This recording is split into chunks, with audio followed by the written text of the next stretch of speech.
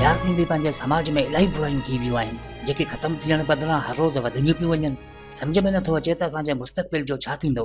अदा हिकिड़ी ॻाल्हि यादि रखो त बुराई जो पंहिंजो को वजूद नाहे हूंदो। असांजा अमल ई बुराई जो बुनियादु रखनि था।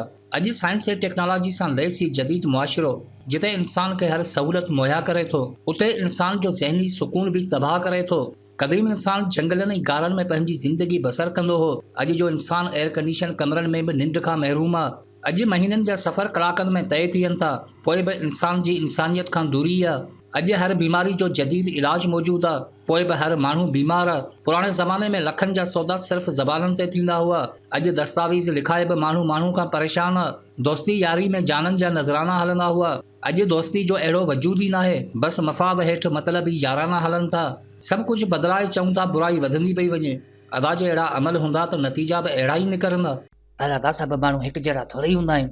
अदा सभु माण्हू हिकु जहिड़ा थी बि नथा सघनि। सवाल ही आहे त जॾहिं हर माण्हू अमन, सुकून, तरक़ी, बहितरी ऐं ईमानदारी चाहे थो, पोइ आख़िर इन जी मुखालफ़त करण वारो केरु आहे? हर मौलवी मोहबत ऐं इंसानियत जो दर्स ॾिए थो, पोइ बि ॿातर फ़िरका हलनि था। हर बिज़नेसमैन क्वालिटी जी दावा करे थो, पोइ बि हर शइ में मिलावट।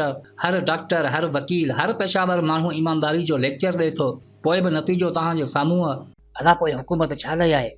असांजी हुकूमत जहिड़ी आहे तहिड़ी कोन्हे, इहा ॻाल्हि पंहिंजी जॻह ते। पर हिते ही बि हिकु हक़ीक़त आहे त जीअं हुकूमत हर माण्हू खे नौकरी नथी ॾेई सघे, हर माण्हू खे सिक्योरिटी नथी ॾेई सघे, अहिड़ी तरह हर बुराई खे बि ख़तमु नथी करे सघे।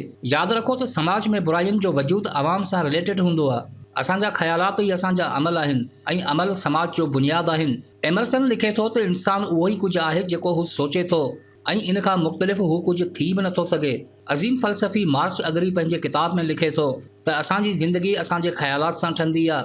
अदा पंहिंजे समाज खे पंहिंजी सोच सम्झो, पंहिंजे अमल जो नतीजो सम्झो। अदा पोइ छा इनखे बदिलाए सघिजे थो?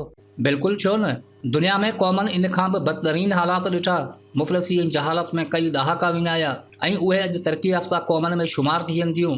यादि रखो त जॾहिं दिलि में अहसासु ख़तमु थी वञे त हर अमल ज़ाती मफ़ाद ते अची वेंदो आहे। धारियुनि जी ज़िलत खां बचणो आहे त पंहिंजनि जो अहसासु कयो। पंहिंजे ग़रीबनि, मिसकीननि ऐं यतीमनि सां हमदर्दी रखो। इंसान खे सिर्फ़ पैसे सां न मापियो। ज़रूरी नाहे त हर अमल में पंहिंजो फ़ाइदो ई ॾिसूं। अदा थोरो घणो अहसासु असां में आहे। किथे आहे अदा? ॾेखारियो। मञो न मञो, पर असांजे मुआशिरे जी तल्ख़ हक़ीक़त इहा ई आहे त हिते अहसास बि पैसे ते हलनि था।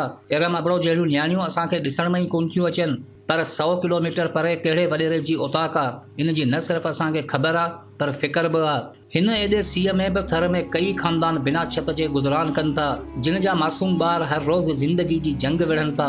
अहिड़ा मंज़र ॾिसी असांखे को बि फ़र्क़ु कोन थो पए, छो त असांजे अहसासनि जी चुरपुर अमीरनि जे सफ़र सां हलंदी आहे। अदा अहसास हुजनि त ज़ाहिर थियनि, ज़ुल्म ॾिसी भड़की उथनि। पंहिंजी क़ौम, पंहिंजे ई माण्हुनि जी ही हालत आहे ऐं असांखे ही फ़िक्र आहे त ज़रदारी बीमार आहे, इमरान वॾो लीडर आहे ऐं शरीफ़ ख़ानदान ते वॾो ज़ुल्म आहे। ज़ुल्म ऐं लाचारी जिते आहे उते असांखे ॾिसण में ई कोन थी अचे। सियासत भली कयो, इहो ग़लति नाहे। अदा जे ग़लति नाहे पोइ छा ले पिया चओ? अदा ग़लति असांजो रवैयो आहे। ग़रीबनि लाइ गैरत रखूं था, अमीरनि लाइ फ़िक्र रखूं था, पर इंसानियत जा उसूल ही आहिनि त अमीरनि लाइ गैरत रखो ऐं ग़रीबनि लाइ फ़िक्र रखो। असीं बसि पंहिंजूं ख़्वाहिशूं पूरियूं करण में मसरूफ़ आहियूं, पर हिते अहिड़ा बि माण्हू आहिनि जिन जूं ज़रूरतूं ई पूरियूं नाहिनि। सभु ख़्वाहिशूं पूरियूं करणु असांजे वस जी ॻाल्हि नाहे, छो त ख़्वाहिशूं बादशाहनि जूं बि रहिजी वञनि थियूं। पोइ छो न असां पंहिंजी ख़्वाहिशनि खे हिकु पासे रखी पंहिंजे कंहिं ग़रीब जी ज़रूरत पूरी कयूं। यकीन कयो, कंहिंखे ख़ुशी ॾियण सां जेका ख़ुशी मिलंदी आहे उहा ख़ुशी कंहिं दौलत सां न मिलंदी आहे। ज़िंदगी ते भरवसो नाहे, दौलत ते यकीन नाहे, पोइ बि असांजी लालच उन शइ ते आहे जेका वस में ई नाहे। थरपारकर में गुरबत जो छा आलम आहे, इहा सभिनि खे ख़बर आहे। हुकूमती प्रोजेक्ट्स ऐं प्राइवेट एनजीओ जूं कोशिशूं बि उते जा हालात बदिलाए न सघियूं। इन जदोजहद में PCT ह्यूमैनिटी जो बि वॾो किरदारु रहियो आहे, जंहिं थर जे मुख़्तलिफ़ ॻोठनि में हैंड पंप लॻाए साफ़ पाणी मुहैया कयो। इन हक़ीक़त खे, इन जदोजहद खे असीं तस्लीम कयूं था, पर अॼु बि उते गुरबत जी बादशाही आहे ऐं मुफ़लिसी जो कानून आहे। सभु कुझु साॻियो ई आहे, छो त असांखे का दिलचस्पी नाहे। नओं साल आहे, नई सोच सां नई शुरूआति कयो। मिस्टर सिंधी जा 50,000 खां मथे मेंबर आहिनि। जेकॾहिं हर मेंबर पंहिंजी उहा शइ क़ुर्बान करे जेका संदन इस्तेमाल में ई नाहे, मसलन घर में को पुराणो कपिड़ो हुजे, जुतो हुजे या को पुराणो कोट हुजे, घर में अजायो हुजण खां बहितर आहे कंहिं ग़रीब जो अंग ढकिजी वञे। जेका शइ असां लाइ बेकार आहे, थी सघे थो ॿिए कंहिंजो सहारो बणिजी वञे। सिंध जे हर शहर मां उन शहर जा दोस्त हिकु ग्रुप ठाहे उहे सभु पुराणियूं शयूं जेकी असां लाइ बेकार आहिनि हिकु हंधि गॾु करे पंहिंजे ग़रीब माण्हुनि ताईं पहुचायो। ही को हल न आहे पर बहितरी जे सफ़र ॾांहुं हिकु आगाज़ आहे, हिकु नई शुरूआति आहे। पंहिंजे हथनि सां पंहिंजूं शयूं जॾहिं उन्हनि अबोझ माण्हुनि मिसकीन ॿारनि जे हथनि में ॾींदा, उन महिल उन्हनि जे चपनि जी मुस्कुराहट तव्हांजे ज़मीर सां मुलाक़ात कंदी।